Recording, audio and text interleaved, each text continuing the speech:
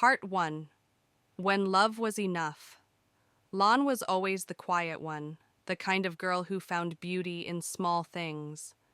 Morning light through the window, the scent of jasmine tea, or the way pages felt beneath her fingertips, as she turned them slowly in the corner of a dusty library. She was kind, gentle, and full of dreams, even though the world hadn't always been kind back. She met Nam during her final year of university. He was different, confident, driven eyes, full of hunger for success. Where Lon saw poetry, Nam saw strategy. Where she paused to feel he moved to build, and yet somehow their differences clicked. They spent long nights talking about life, about dreams, about escaping the small town they both came from. Lon found herself slowly folding into his world, helping him write proposals, researching his business plans, comforting him after failed investor meetings. She believed in him even when he didn't believe in himself. Nam always said, "One day when I make it big, you won't have to worry about anything." And Lon would smile and say softly, "I'm not here because I need something. I'm here because I believe in you." Their early years were hard. Nam started a tech startup with barely enough money to rent a desk and afford instant noodles. Lon worked 2 jobs, skipped meals, and gave up trips home so she could help support both of them. She never complained. She never asked for anything in return. She just stood beside him, loyal, steady, invisible to the outside world, but unshakable in his shadow. And slowly the startup grew. A lucky break with a client, a small round of funding. An article in a local tech magazine, Nam started wearing suits. The small apartment they shared became too cramped for his ambition. Then came the day he came home late. Not with flowers or celebration, but with silence. Lan could feel it, the weight in the room, the shift in his energy. "I've been thinking," Nam said, his voice rehearsed. "You've been amazing, Lan, but I think we've grown apart. I'm heading into a different world now, and I need someone who fits into it better. Someone more confident, more polished." Lan sat still, the words piercing slowly, like cold rain soaking through skin. She didn't cry. She didn't beg. She just looked at him and said quietly, "So now that the storm is over, you no longer need the umbrella." Nam winced, but said nothing. He walked out with a suitcase and a new suit, and just like that the chapter closed. But the story had only begun. Part 2, Learning to Stand Alone. After Nam left, silence moved in like a quiet tenant. The apartment felt colder, emptier. Even the ticking of the clock seemed louder, as if mocking the stillness he left behind. For days, Lon moved on autopilot.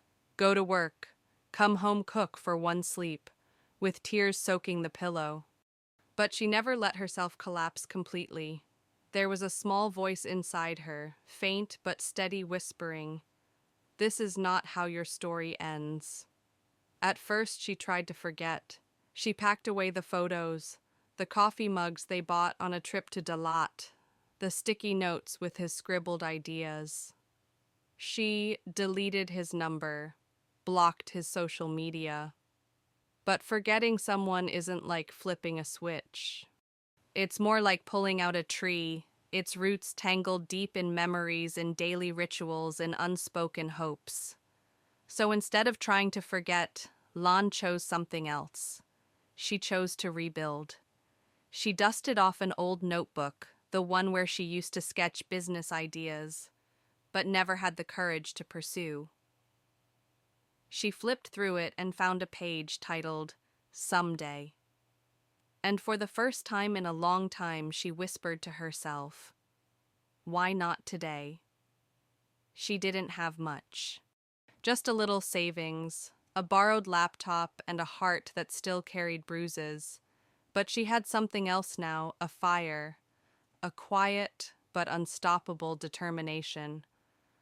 Lon decided to start small. She launched a handmade tea brand, Jade Bloom, inspired by her love for healing herbs and the calm they brought her on restless nights. She sourced ingredients from local farmers, designed labels by hand, and delivered her first orders by motorbike. She studied digital marketing at night, watched business webinars on weekends, and listened to audiobooks about resilience while washing dishes. It wasn't glamorous. There were days her sales were zero, days when suppliers backed out or a storm ruined her drying herbs. But she kept going. Not for revenge, not to prove anything to Nam, but because for the first time she was building something that was hers. Slowly, Jade Bloom began to grow.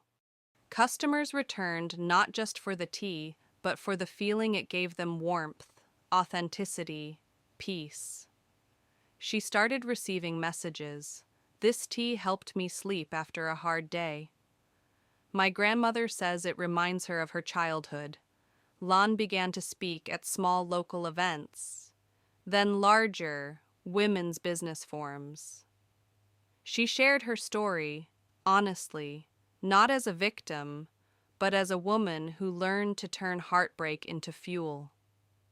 She didn't hide the pain. She let it breathe. And in doing so, she helped others heal too. The years passed, and with them the sharp edges of the past softened. The apartment felt warm again, filled with plants, laughter, and the scent of lavender drying by the window. She no longer waited for apologies. She no longer needed closure.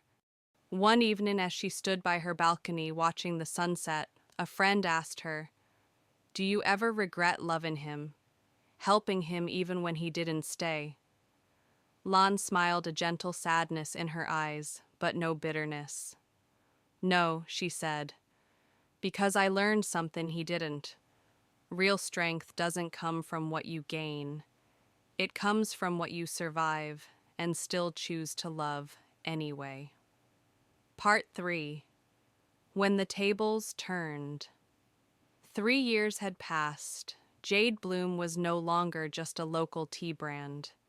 It had become a national name featured in wellness magazines, endorsed by health influencers, stocked in premium grocery chains across Vietnam.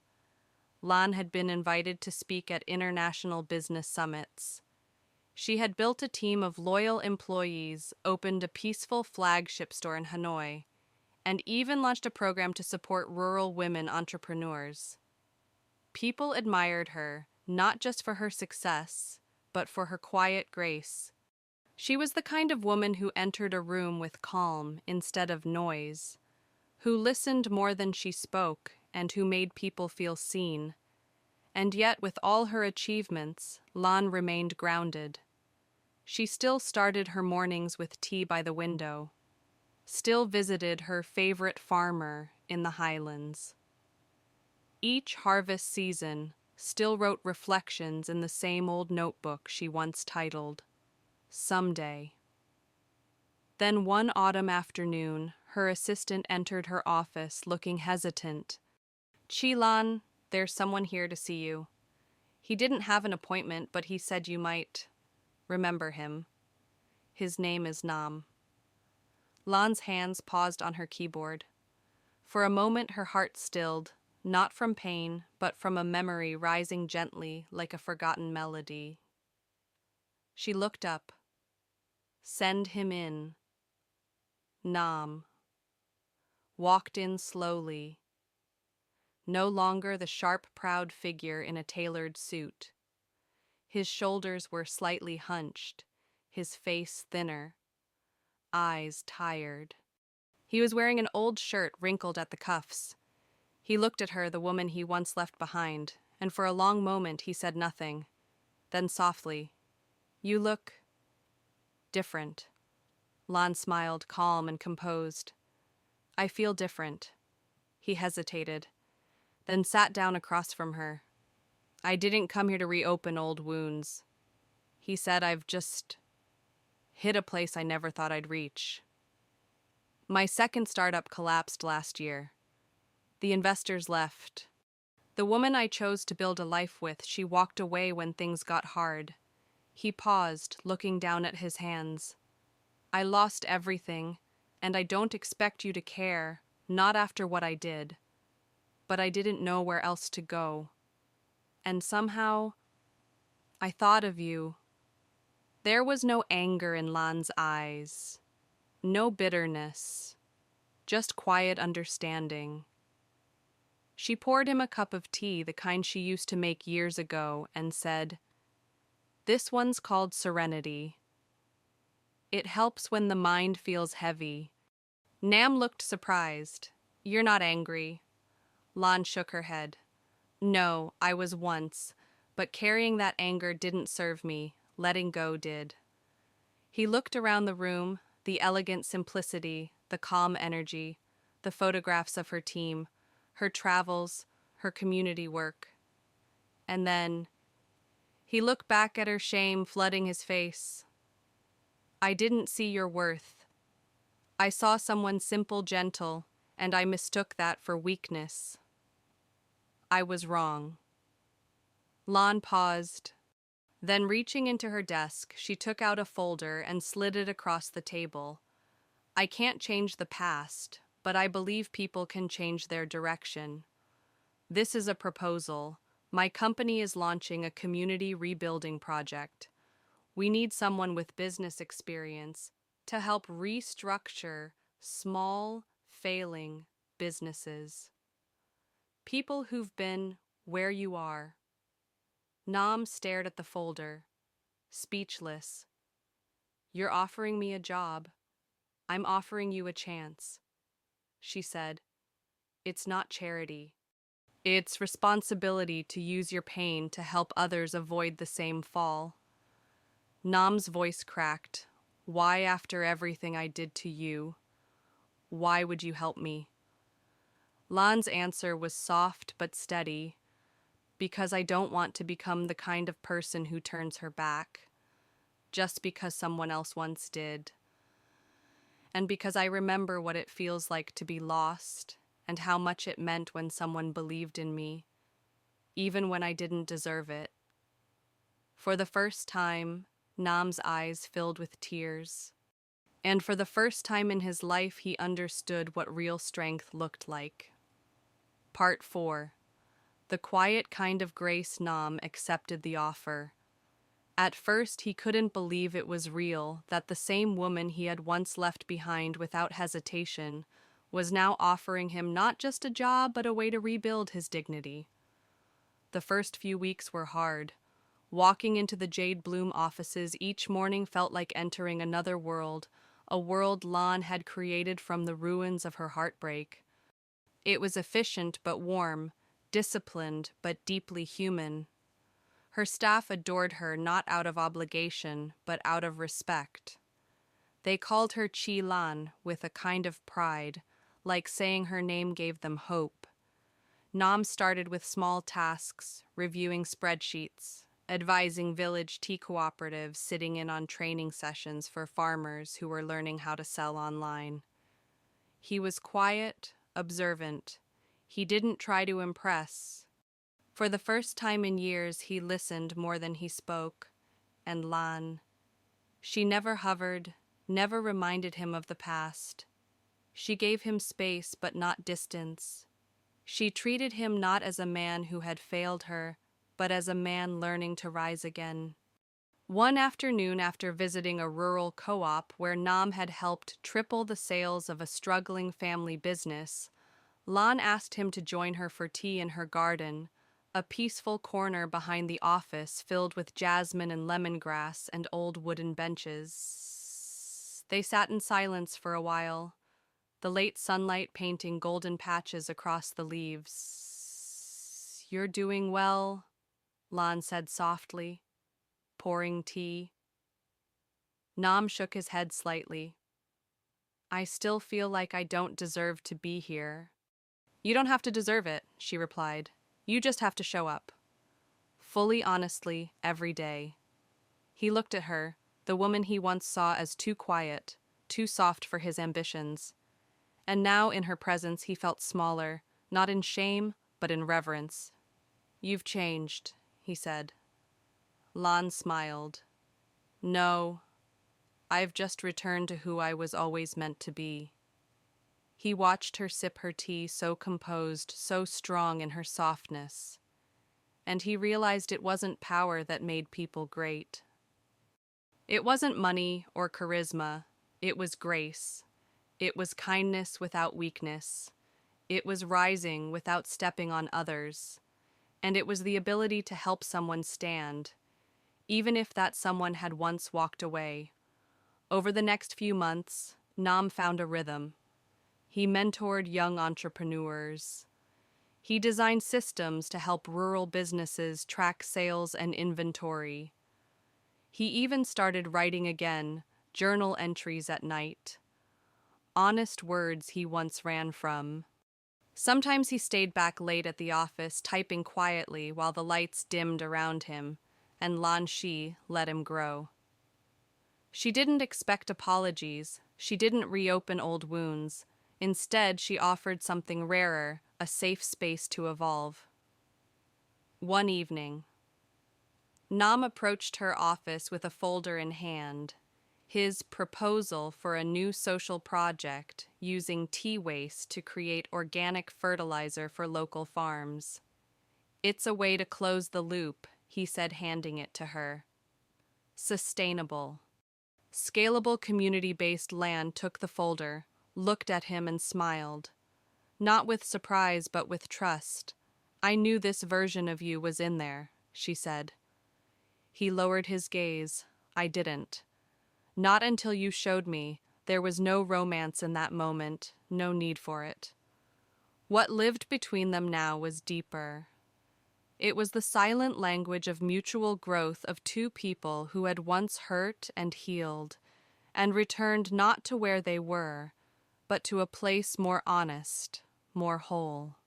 As they stood together watching the first jasmine blooms open in the dusk, Nam whispered almost to himself, "Thank you for not giving me what I deserved, but for giving me what I needed."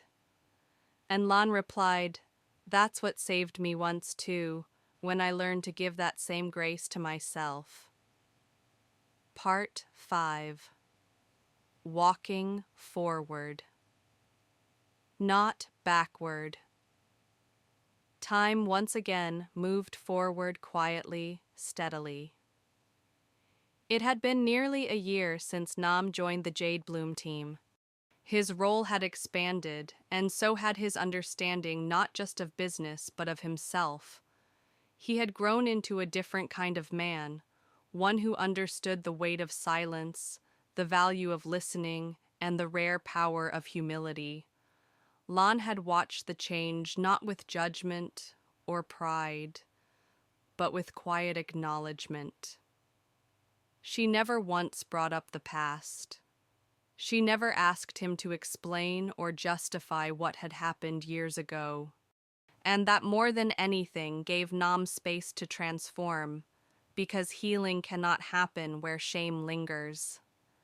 Their relationship had become something deeper than friendship, but gentler than love.